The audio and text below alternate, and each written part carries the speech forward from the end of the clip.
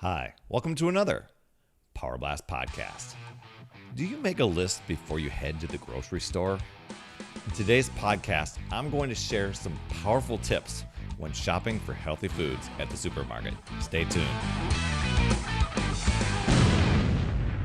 Hello, my friend, Perry Tinsley here, creator of the Power Blast podcast, the power of possibility, passion, and purpose. And when it comes to healthy eating, because abs are made in the kitchen, right? It's going to start with the grocery store, what you buy at the grocery store. So basically it boils down to if unhealthy food never makes it into your shopping cart, then the chances of it making it home into your house is very, very small.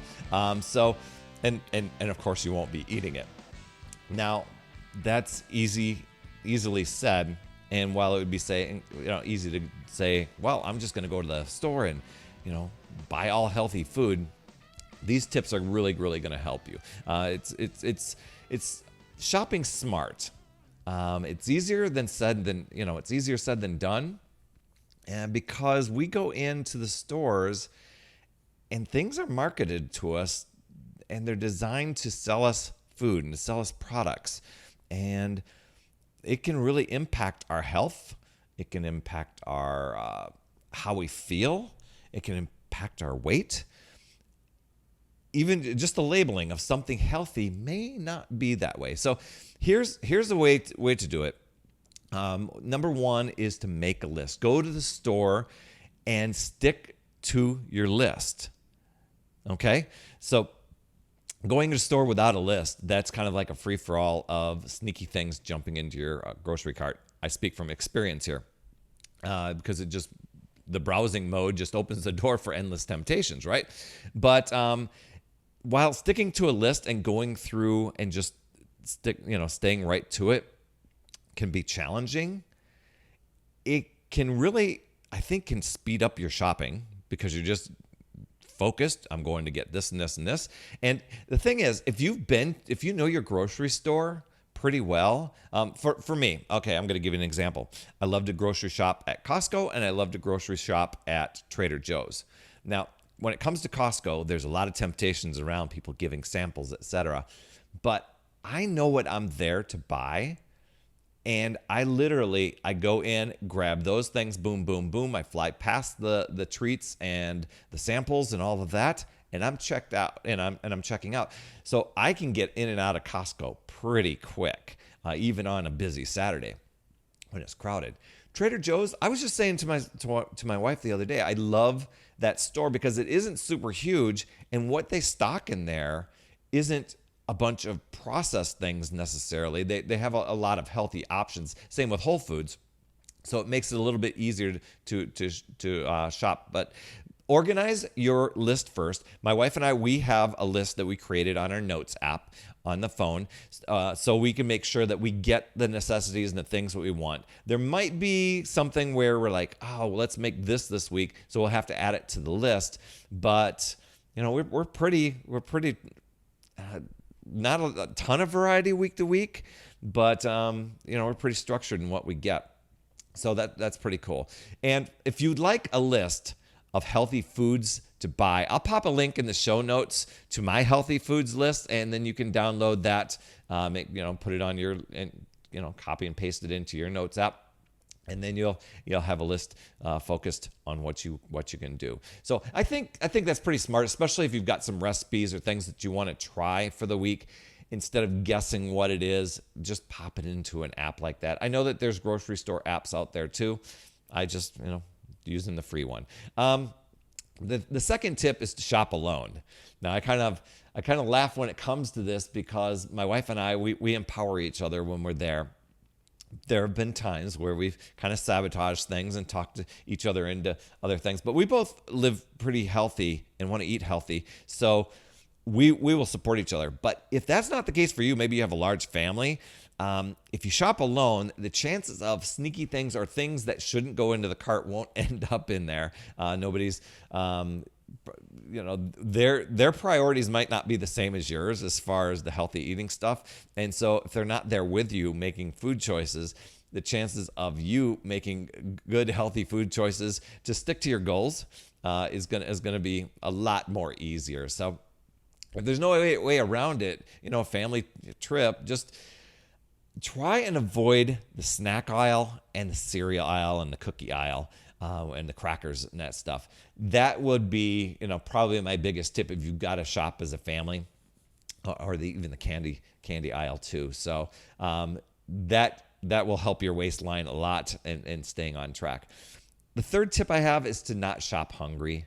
An empty stomach is going to influence your brain. And I've heard that people that when they shop hungry, they typically buy anywhere from 25 to 30% more junk food than those who ate something before they went. So there's the temptation thing there. So it's very best to just go shopping shortly after a meal. Or I've heard some people will go in and maybe just order one banana or an apple. I'm hoping that they can wash it first, and going through the express checkout aisle, just something that they can eat before they do that. Now that's discipline right there. But if that's you, or even just grabbing a healthy snack bar on the way that you can have, that can just get the hunger out of you, so that when you're shopping around and the temptations, you won't feel that hunger in there, that you feel like, oh, I got to buy that. The temptations won't be there.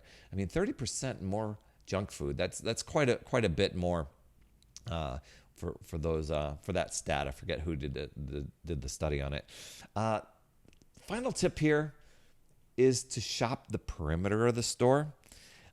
It's the outer aisles, the outermost aisles around the store. Those are going to typically be the healthiest, the freshest foods, like produce, the dairy, lean meat, fish, that sort of stuff. Spend most of your time doing that. Then once you're done, move to the middle. I know that it's very easy to want to start and wind your way like a little maze through a grocery store, but that's where the sneaky things get in there. So load up on the healthy stuff first, shopping the perimeter, and then there's a lot of healthy options in the middle. You've just got to be focused and know what to look for. So you're looking for like the peanut butter or the almond butter that has no sugar added. You're looking for like steel cut or rolled oats. You're looking for either dried beans or maybe the canned beans that have no sodium, vegetables that have no sodium. You're looking for the frozen vegetables, not the ones with the big sauce packets and all that stuff, but just the ones that you can steam. So just keeping your eye as you're going through the middle of the store, keep your eye on that list, and don't linger to look for a big sale. Oh my gosh, they've got buy 4 boxes of cookies, get 1 free.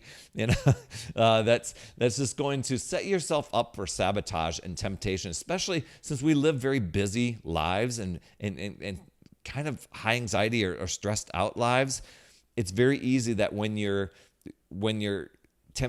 feeling tempted or a little stressed out at home, it's very easy to just go and mindlessly munch on something, and then to feel guilty about it, and then to feel like, oh my gosh, what's the use? And then to let that spiral. So anyway, so let me ask you, how many of these 4 tips do you typically stick with? Any of them? And if you do all of them, really cool for you. So let me ask you this. When was the last time that you bought something unhealthy? And what might have influenced you when you went and bought that? What influenced your decision? Good question. Great healthy habits here for sure. And speaking of habits, be sure to grab my morning success habits cheat sheet. You can go to putyourselffirst.com/morning success habits. It's all yours, and it's just a great way to kick butt on your morning, and some great ideas on just starting the day, being more productive, firing up your energy. That's putyourselffirst.com/morning success habits. That's all I have for this week. Thanks for subscribing, and if you left a rating and review, thank you so much. And if not, how crazy cool would it be if you did? Just going into your podcast app and doing that. And it helps the podcast reach more people. And be sure to click like and comment and share this episode. You absolutely rock, my friend. And as always, remember, it's never too late. We'll see you next week.